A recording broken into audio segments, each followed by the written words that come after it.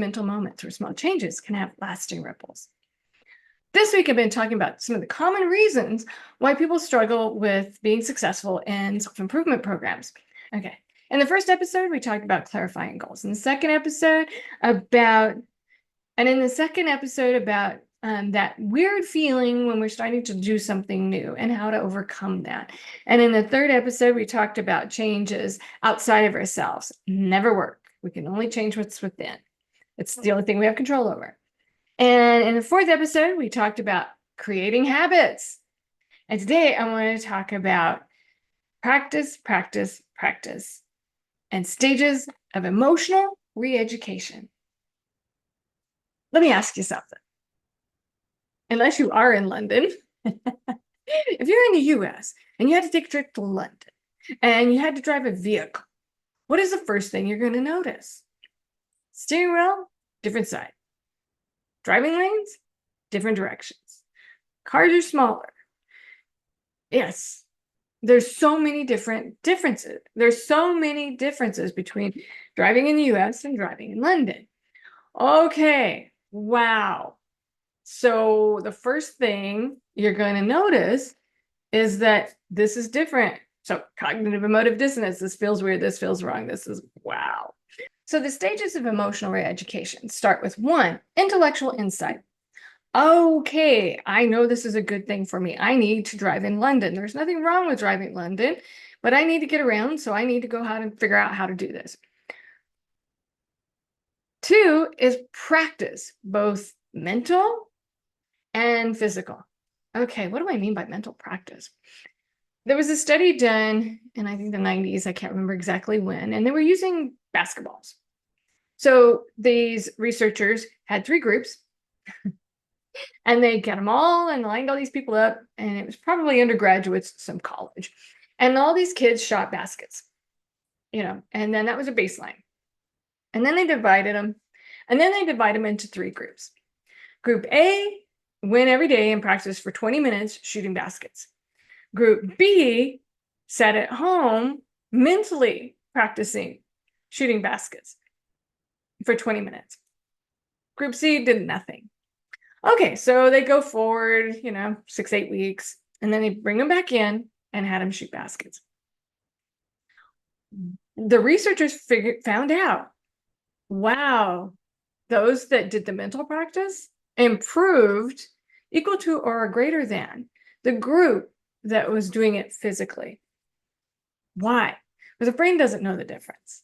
Okay, we can mentally see a thing, we imagine this thing, and our brain's like, yep, and we have the emotions that go with it. So let's say our example of driving in London. So our mental practice would be imagining driving and negotiating all the turns and how it's going to look like and how I'm going to be sitting and how is it I'm going to use all the levers, etc. And they imagine them doing it.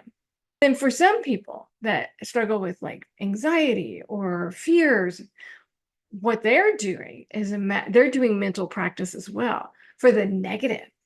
So they are imagining crashing or somebody stealing, or somebody breaking into their house or somebody assaulting them in public, or they imagine these things. And then, of course, we freak out. Think about going to a scary movie. Why do we all go? Well, it's because our brain doesn't know that, hey, this isn't happening. And then we're like, okay, that was just pretend. All right, gotcha. And everybody's like, okay, it really didn't happen? All right. Okay, I guess we're calmed down now. So mental practice is really important if we want to do a new thing. And then we can actually physically practice. So with Fran, who had social anxiety, before I sent her with Fran, now Fran was a client of mine.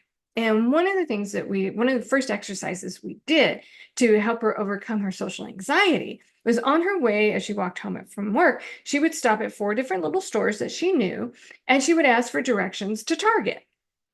Now, we started in my office mentally practicing it, seeing her going into the stores, seeing her doing it comfortably, getting her to relax and breathe as she did it. And then we went to the next and the next, and we did this and we did this and we did this. And then the physical practice, and she had to do it. And then after she did it, she was like, oh, okay, this is fine. And that icky feeling that was coming up, that's cognitive emotive dissonance. And I talk about that in another episode. And as we're doing something new, it's that weird and icky feeling. Now, if we listen to that weird and icky feeling, we're like, I'm out of here. But if we, go through it, it's just new. It's just new. It's different. It's not wrong. And so the more we engage with it, that just dissipates and goes away. So physical and in mental practice. Now, the third stage is emotional insight. My brain knows it's a good idea to work on this social anxiety. I've done the mental practice, I've done the physical practice, and now my emotions are like, oh, I'm cool, I got this. I'm no longer anxious. Because remember, at first, you're dragging the emotional brain along with you, and it's going, no, dissonance is bad.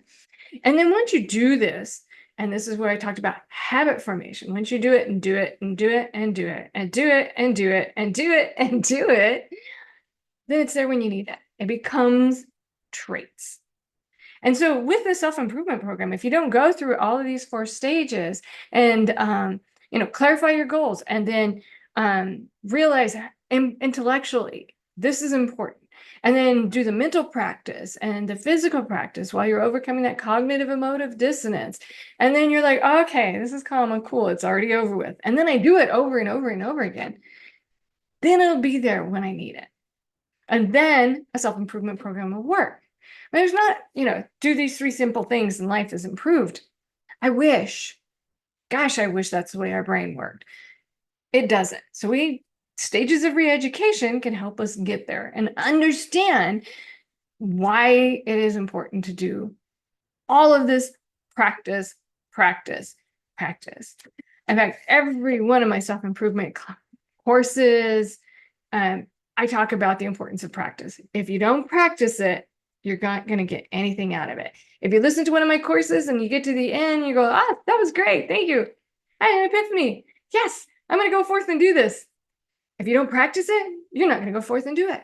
The end. Simple as that. So you can have the best program on planet Earth.